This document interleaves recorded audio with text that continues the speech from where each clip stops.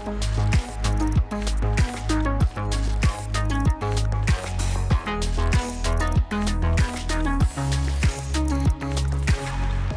to the Midwest Future Forum, brought to you by the City of Williston. I'm Sean Wenko, Executive Director of the Williston Economic Development Office. The Future Forum was an idea that we had this past year, and it touches base on emerging technologies or emerging industries that are kind of popping up in our office and calls that we're receiving, and maybe a lot of people don't know a lot about. When we go back, our first Future Forum several months ago, we talked about cryptocurrency. Today, we're going to talk about UAS systems, or drones, or unmanned aerial systems. The New York Times has called North Dakota the Silicon Valley for drones. And in 2020, North Dakota began building a statewide drone network for pilots to fly UAS, or unmanned aircraft systems, beyond their visual line of sight. This network was called Vantis, and it's going to be the first of its kind in the country. And while initially used for commercial use, the possibilities of what these drones can be used for is going to be endless. And again, we're seeing a lot of calls now because of the Vantis network, and because between Williston and Watford is the first leg of this network that is going up in the state of North Dakota. To discuss and learn more, we've got a great panel to talk about this today. We've got Anthony Dudas. He's the airport director at the Williston Basin International Airport, located in Williston, North Dakota here. Matt Dunleavy, he's the founder and partner at Skyscopes. It's a Grand Forks-based UAS flight operator. It's the #1 drone service provider in the United States. Kenley Nebeker, he's the regional director for technical programs and training at Williston State College, which offers a unique UAS pilot training program. And Trevor Woods, he's the interim executive director at Northern Plains UAS Test Site, which administers Vantis. Vantis is North Dakota's UAS network. And to kick this off, that's really why we're having the discussion today about unmanned aerial systems, is because of what the legislature did several years ago in creating the Vantis program. And I'm going to go right to you, Trevor. Why don't you give us a little bit of background about what that is? Sure. Yeah. So Vantis, as you said, is North Dakota's statewide UAS network. This is an initiative that probably started as just an idea maybe 3.5 years ago. I think it was the culmination of really recognizing some of the challenges that industry was facing with being able to expand drone operations to beyond visual line of sight. I like to compare drones today, much like watching if an automobile or a car were to be evolving and not have roadways to drive on. That's the state we're in the industry right now with drones. And so what the statewide network, or Vantis, is going to do is build that roadway for drones to be able to operate as they are intended. And that is to be beyond visual line of sight, miles away from the pilot who is controlling that vehicle, in order to provide or perform a function that is valuable to public and private sector use cases. Thanks, Trevor. Vantis is as successful as the people that use the network itself. And one of the providers we have is Matt Dunleavy here with Skyscopes. Matt, I want to go to you and just ask you a bit, what does this mean for your company when we talk about this will give you the opportunity to run beyond visual line of sight? Well, I really do think that beyond visual line of sight truly is the holy grail that we've been looking for as an industry and as a company. And that we've got Vantis being stood up in North Dakota is better than just coincidental.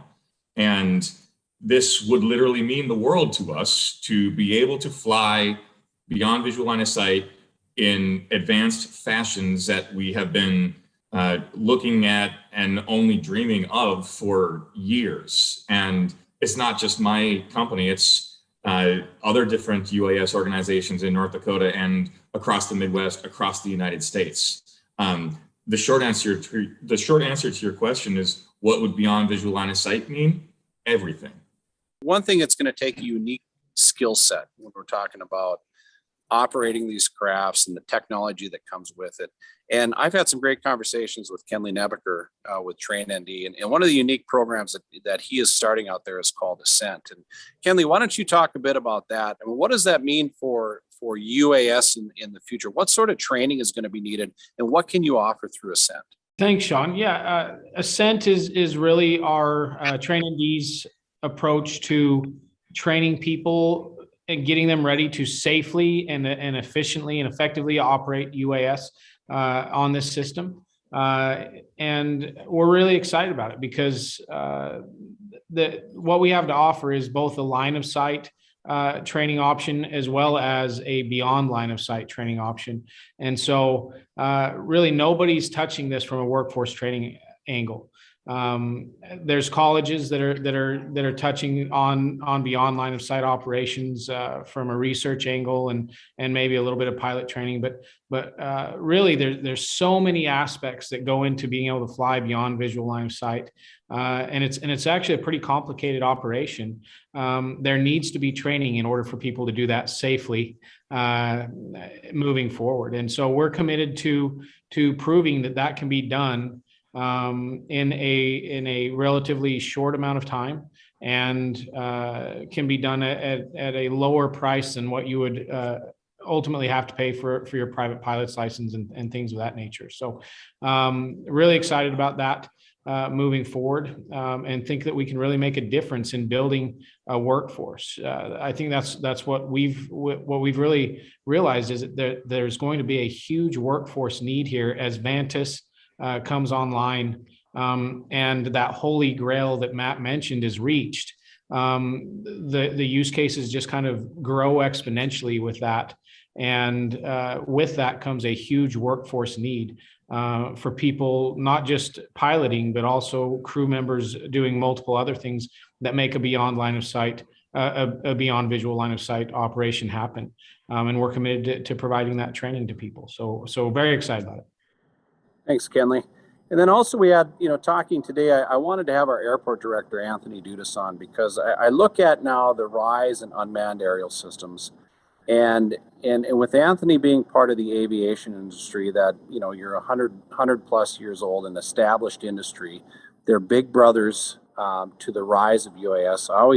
I would make the comparison of bringing a puppy home to an established dog in your house, and it's important that the two interact, that they get along, and the two can benefit each other. But I want to go to you, Anthony. What is the industry? How are they responding to this sudden rise in operating beyond visual line of sight, or just UASs in general?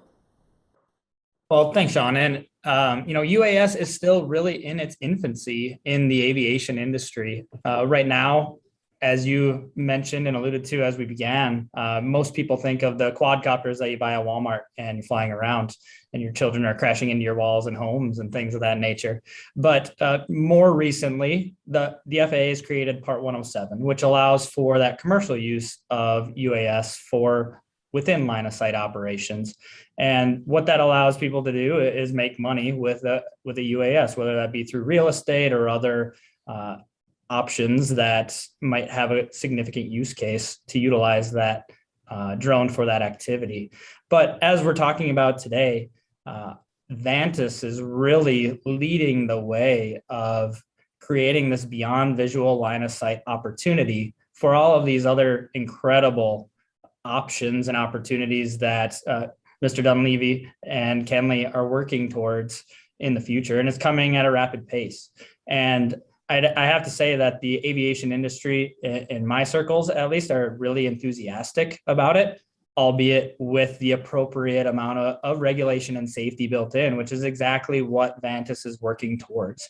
And also with that workforce training and ultimately the end use operator, like Matt Dunleavy's company, using that network to operate safely with manned traffic and unmanned traffic. I don't see an end-to-end aircraft anytime in the near future. They are going to have to coexist. And United Airlines is investing $1 billion into enhanced air mobility. Entities with significant capital are looking at those opportunities to move people and goods in a more efficient fashion with a pilotless solution. And Vantis, I feel, is really, as has been explained, the holy grail to opening that Pandora's box, if you will, to allow for those opportunities to continue to move forward and the industry to innovate. And I think it's a great comment you made, because we talk about one of the biggest issues we're seeing in economic development right now is it's not jobs creation, believe it or not, in this area. It's finding the workforce to fill the amount of jobs that we have. And that's a nationwide, if not a global problem right now. And then also is getting product to market. Okay, that product, whether it be in goods and services or getting people to where they need to be. And I'm glad you brought that up, because we're into this step now where we get on to beyond visual line of sight, unmanned aerial systems. I believe eventually down the road, and it'll be a few years yet, but you will get onto an aircraft that is completely autonomous. But again, it's getting the public to understand that who's going to be the first one to ride in a fully autonomous aircraft. All that stuff will be the first, but I believe it's coming down the pike. But that will solve a lot of problems that we face right now when we talk about trying to find workforce, when you're trying to either find pilots or you're trying to get goods and services to the area. So it's a big thing where the aviation industry and US, they just go hand in hand on this whole thing. I'm going to do a question for actually Trevor and Matt. I want to talk about first, Trevor, I'm going to go to you. You're talking about Vantis. This was a first, it was highly touted by the state of North Dakota as one of the only networks of beyond visual line of sight that is out there across the United States. It was important for the state of North Dakota to come in first and be a leader in UAS. When you look at this from your view, how does this compare Vantis, what we're doing, with what's going on in the rest of the United States in this whole race for UAS and beyond visual line of sight? Yeah, it's a great question. And I'll start off by saying, the first person to ride on an advanced air mobility aircraft, I believe, was a volunteer, Sean Wenko, I believe is the name that came across. So maybe we can do that right here in Williston, Sean. No, to answer your question, when I look at what else what is going on in the United States, everyone wants to get to beyond visual line of sight. And when I look at the unique attributes of North Dakota, we are taking advantage of the fact that we are a small state. We are a well-connected state. We have not that many lines of communication that you have to go through to get down to the leaders who have to make business decisions or that have challenges that they're experiencing out there today. Everything from medical delivery to the rural environment, package delivery across the state of North Dakota, first responders' use of this technology in a rural environment where sometimes first responders can't get to in an expedited fashion. We have that ability to really reach into the state and really understand what the challenges are and how this technology can be impacting them on a daily basis. We also have the advantages of the resources that we have in the state that help fund these kind of opportunities. We're very strategic in the way that we invest as a state. We really look at the long-term value of what could come of this and not necessarily be so concerned on the short-term return. Value here can be measured in ways other than just the dollar, but the impact to society, the impact to human life, the ability to innovate and diversify the economy of North Dakota with this kind of investment. And we are also, I think, what makes us unique and strategic is we really form collaborations and partnerships with everybody we touch. It's not just industry, but it's also our friends at the federal government who help influence the regulations and all the entities who also work with those federal regulators. We approach this as a partnership and a collaboration as a team working together. Something that was said earlier by Anthony, is that manned aviation has had over 100 years to evolve and is kind of the big brother. We have to acknowledge that this is, the infancy for UAS. And it's hard to come into this culture that's very robust, very safety driven, that has had a century to develop. And we're starting from the first step. So we have to find that commonality of what are we doing here and how is that even going to impact manned aviation in a positive way, in a safe way. And those are the ways when we approach that question kind of from a safety driven mindset, we're able to find commonality with that existing industry today and find pathways to be successful. Thanks, Trevor. And you look at traditional old school economic development, you'd went after the jobs creation and you went after, let's say, the manufacturing that created 1,000 jobs or something like that. I think when you look at UAS, they're not huge job creators, but they're more skilled type of jobs that they're creating that provide, again, as fast as the industry is growing, there's going to be a big need for it, but it's not like you would see a plant that's going to show up and say you need 1,000 jobs unless you're maybe manufacturing something. They're not huge, but where they help us on economic development is they help our industries that are out here by reducing costs, increasing efficiencies, and lower cost of maybe package transport, delivery, and things like that. I'm going to go to you, Anthony, because I think that's really the first thing. You and I, we talked about, we're talking about, people moving is probably a ways off yet when we talk about UAS systems. But sooner and later, you're going to see cargo coming in, and you're probably going to see autonomous cargo coming in. When you look at your airport right now, you got a brand new airport. How do those two coexist? How does transportation coexist when we're talking about cargo that can be fully autonomous with UAS, and you're still going to have pilots and passengers coming in on a commercial side of things as well? What does that look like for you in the future? I think that's a challenging question, Sean, that I'm struggling to answer on a day-to-day basis. Nobody has the crystal ball of what that industry is going to look like or evolve into. I think as far as cargo is concerned, at an actual operational airport, will be ensuring the opportunity and option for that infrastructure to develop to accommodate that type of an operation. As an example that you brought up, if there were an unmanned cargo aircraft that were to arrive in Williston, how logistically is that handled? What space needs might be necessary for that? What are they doing? Are they sorting that cargo on the airfield and disseminating that out to the region via smaller drones, via other autonomous vehicles and things of that nature? The options are endless, but really, in my opinion, right now, airports in general will and we at XWA will need to remain flexible and open-minded on the opportunities that exist for the land that we have available to develop for that type of an operation to occur. Excellent. Thanks, Anthony. I want to open this up to all of you when we talk about UAS systems. What possibility and uses are there that we can capitalize on in the state of North Dakota? I'll hop in first, I guess. From my perspective, that's what makes UAS so exciting to me, is all of the endless possibilities. Every time I talk to someone new, they come up with a new idea and ask me, well, could I start a business with that? And I'm like, yeah, you could totally start a business with that.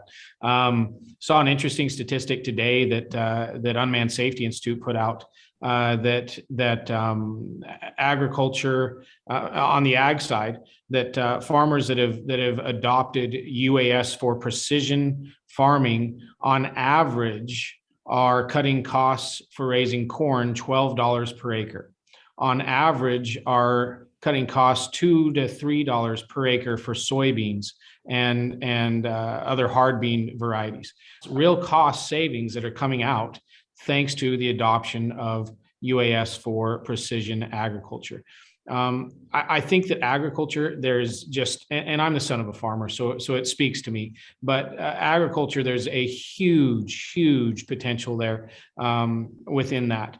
Also in where we're at, oil and gas, there's just so much potential there for inspection of pipeline, for inspection of sites, for taking care of things that are normally dangerous. Being able to send in a UAS to inspect and make sure that things are safe. I think one of the great things that I've heard at one point in time, that if you think of anything that is boring, anything that is dangerous, and anything that can be enhanced technologically, then UAS is the answer for that. And I really am yet to see a use case that doesn't fit into that. So that's my perspective. Thank you. Thanks, Kenley. Anybody else want to weigh in? I think that the use cases we have yet to realize, I look, some folks have told me before, and I would be inclined to agree with them, that what we see here with drones is a lot like the internet. The internet, if you look at the foundation of it, it's a pretty simple concept, right? We're digitally sending a message from point A to point B across terrestrial infrastructure, and in some cases, spatial infrastructure to do that. But look at what that concept could do to completely revolutionize the way we even run our daily lives. And, drones can be viewed upon in the same way. At the end of the day, a drone is nothing other than a tool that somebody can use to do something. But what that can do for the industries that are already in existence and the industries we have yet to realize, I call that, being very transformational in what we could see. So Kenley's example on agriculture is a great example of that. drones, I don't think are ever going to necessarily replace something that is going on today. At least I don't think that's going to be the common thing to occur. It will happen in niche areas where a drone is more efficient than the use of some other tool that's in existence today. But the way I see this occurring is it end up being augmenting existing ways of doing things. And as the technology matures, that's going to become more common ground. And I kind of look at that as a foundation for forecasting what could be and what industries will we see as this technology continues to evolve. You just got to look at the challenges we're going to face here over the next many decades, and with climate and agriculture and growing population, there's going to be resource challenges, and this tool can be just one of those items that can help to work towards solving some of those challenges. Thanks, Trevor. Matt, I'm gonna shift gears and ask you a question here. What does the future of UAS look like in North Dakota over the next 10 years? I point to two major, I think, just out of this world initiatives that are occurring right here in North Dakota. And the first has been harped on already, and it's using UAS on the Vantis network, particularly for oil and gas. And that's where I have to give kudos to the city of Williston for really being that shining vision of the future of UAS. And 10 years from now, those who have Vantis radars in their cities and in the oil patches will be served by them. There's no question but that.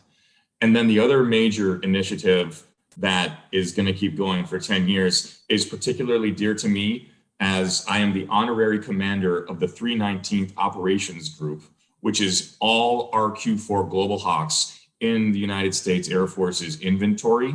And we just rolled our Block 20 Global Hawks from the base proper at Grand Forks Air Force Base over to the civilian side that is not exactly DOD, and they're being housed over there under civilian control. So not just do we have Vantis here, we have really the big enchilada, and that big enchilada just changed in how it can and who flies it. So I am extremely excited to see what the next 10 years hold, specifically for the RQ-4s, and secondly, also for Vantis in oil and gas. Thanks, Matt. Anthony, let's talk about the aviation industry. What does it look like for UAS in the next 10 years? I think over the next 10 years, Sean, we're going to see UAS integrated into the national airspace system with manned aircraft. And that's going to start right here in North Dakota.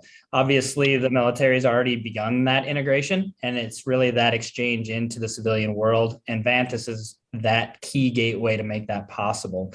And what that's going to allow is for those things that are going to make people's lives better and businesses have value added based, whether that be cargo deliveries, you're getting your Jimmy John's delivered by drone, all of those options that people always think of as far as drones utilization in the future. But also, I hope to see in the next decade, really that enhanced air mobility take off. And, what I would really love to see is I can hop in an unmanned aircraft that's going to bring me to the airport. I can hop on my probably manned aircraft at that point in time and go to my final destination through XWA. And maybe, long time in the future, you'll be able to hop into that off your front door and get to your airport or your local destination. But hopefully we see that continue to move forward and have great promise. Otherwise, really, it's something that it's incredibly exciting, and the options are endless.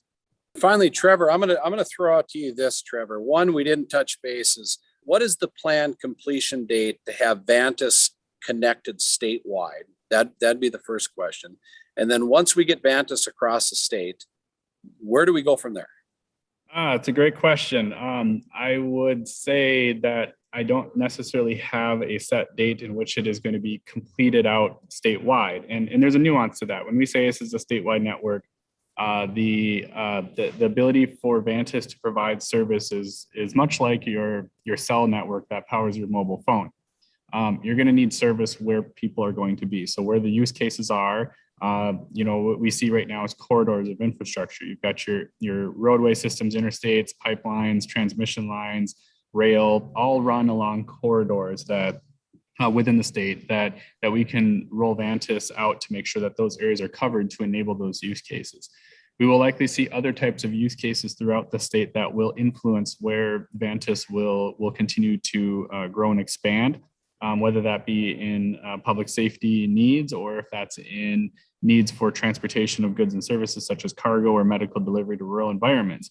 So we're kind of leaving it a little bit flexible for the users, the potential users inside the state of North Dakota to help influence where we're going to need that service. And so because of that, it's not necessarily like a set completion date. There may be areas that Vantis may not need to provide coverage if there's no use cases to go there. However, like looking a little bit longer term past this, just the state of North Dakota, I think there's opportunities here for this type of infrastructure and technology to grow into other states inside the United States. When I look at what we have here in North Dakota, we can be a representative model of probably 60 to 70% of the rest of the United States, especially in areas west of the Appalachians. And, when you start to think about rural environments and ability to deliver goods and services to those regions, this model can be followed in other states as well. And what we're doing here in North Dakota is we're creating something that is scalable and repeatable. It's not going to be just something that can be solely unique to the North Dakota environment, but we'll create the template, the steps, the process, and the procedure on what it would take to do this in other environments and other regions in the United States. And the value add that we have, though, is one of the key elements of success for Vantis is that we have this active performance monitoring system that we call the MNOC, or the Mission and Network Operations Center. And this is a system that is monitoring the radars and the radios that are all connected on Vantis and ensuring that they're operating at a level that is safe for users who are operating within the national airspace system.